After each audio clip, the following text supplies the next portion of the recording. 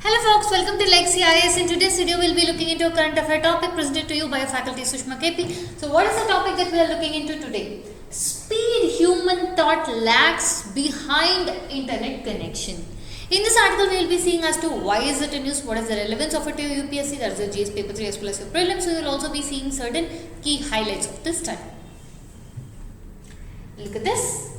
The speed of information flow of the human brain is just 10 bits per second compared to your Wi-Fi connection process, which is 50 bits per second. Now we will see what is the study about.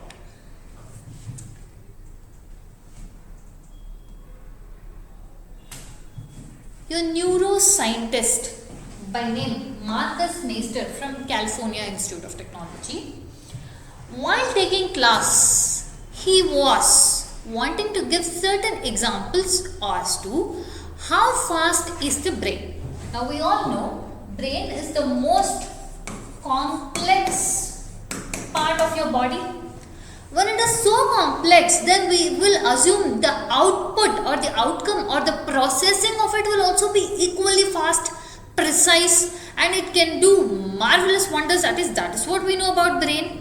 So when he wanted to give statistically, mathematically as to some numbers to associate with brain, he took up the study wherein I will just see how precision, if I have to associate certain numbers to the brain like a computer system, what can I do to find out how fast is it?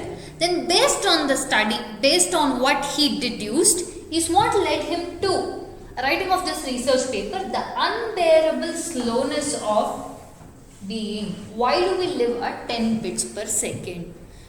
This led him to this research paper.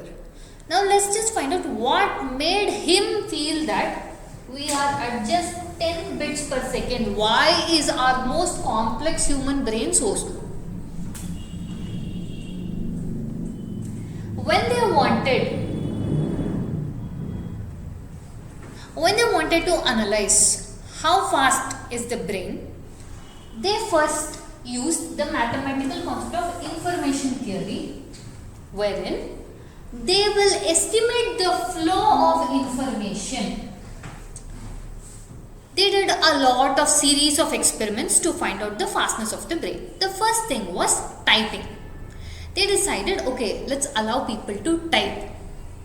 In a very short span of time, they have to be so fast, so precise that their brain will have to be so active that they will start typing these many set of words in this limit of time. They found out that 120 words per minute when you are typing, your brain has to be super fast. They like put a keyboard in front of you. If you're going to be typing, how fast you have to be if you have to type 120 words per minute. Then when they recorded how fast the brain was using, it was just working at only 10 bits per second.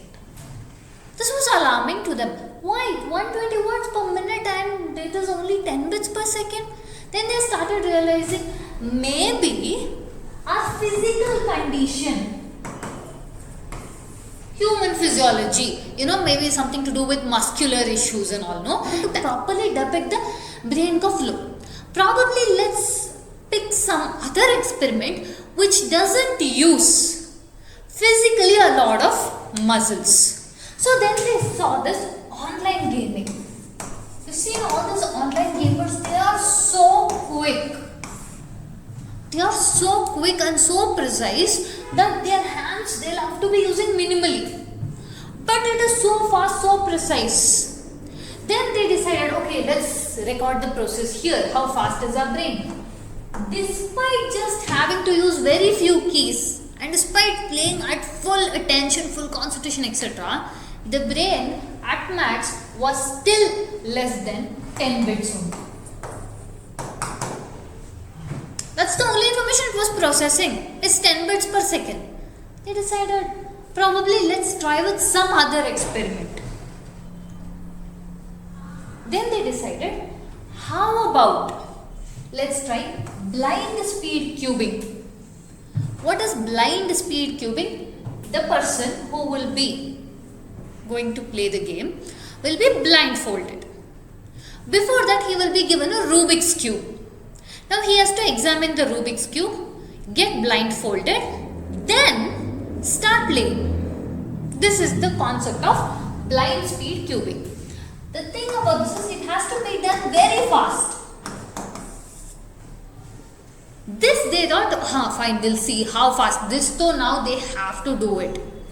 So Tommy Cherry, he's a record holder wherein he just took 5.5 seconds to see the Rubik's Cube and he solved it within 7.5 seconds.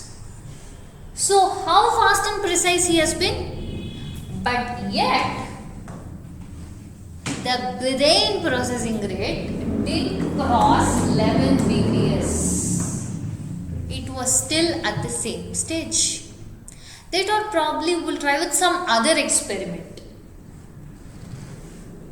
Then they decided we'll look into 5-minute binary. 5-minute binary means an individual will be given pages and pages of information of all binary data, etc. Ones and zeros. They'll be given 5 minutes of time. Within 5 minutes of this time, they can memorize how much ever they can. After this, the booklet is taken away from them. Then 15 minutes break. 15 minutes break will be given. After 15 minutes, they have to come back and then they have to tell how many of the sequences or lines that they remember. Again in 2019, your Mongolian-based memory champion who recited 1467 numbers. When these people try to apply the processing, you will not believe what was the amount of the brain processing that it used. It was just 4 bps, 4 bits per second. Now this started questioning them and alarming them as to, so when we are telling this 10 bps, it is not even 10 bits per second normally. It is only in extraordinary scenarios this is happening. Whereas for normal scenarios, it's hardly 3 to 4 bps we are using. This was the conclusive of their study as to, yes, this is it. It is not going beyond 10 bps. Then they started thinking.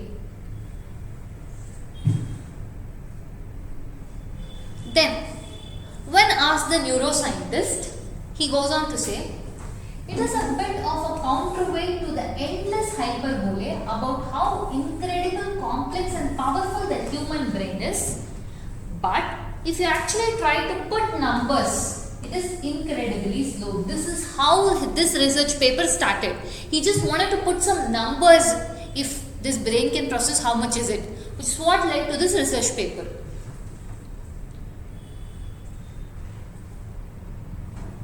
It was shown that the brain's capacity to process 2 things, cognitive data and sensory data. The brain was performing excellent in sensory data, which means what you process through touch, feel, smell, compared to your cognitive data, it is very, very lagging behind. The sensory data and your computers were computing at a faster rate compared to your cognitive data. The time that is needed, for example, I have to look into a word, I have to understand what the font size is, register it and then type it back. For example, if I am using the typing scenario, that is very slow compared to your sensory data and your computer data. Yes, whatever we are telling, that is also in high circumstances, extreme circumstances, but for a normal sustenance and surviving, it is very less. We are slow paced. At least that's what the study states.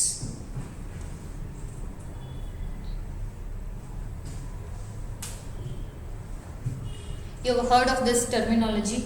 Hey, you are being a pea brain. Meaning what? Small brain. And you can see here.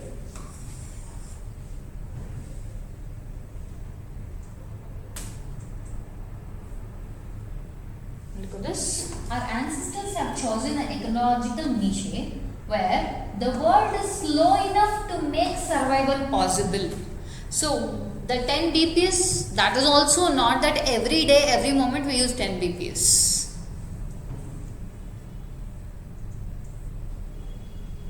To consider, is this study universal? Is this the data? Is this the right fact? Many other scientists do not agree on this. For example, look at this by Britton. Study may not have been fully captured the flow of information in the human nervous system. If it would have done that, then we would be in a higher BPS, not just 10 BPS. This is the conclusion of the study. If you have liked our content, subscribe to our channel, hit the like button and share it along with your friends. Thank you.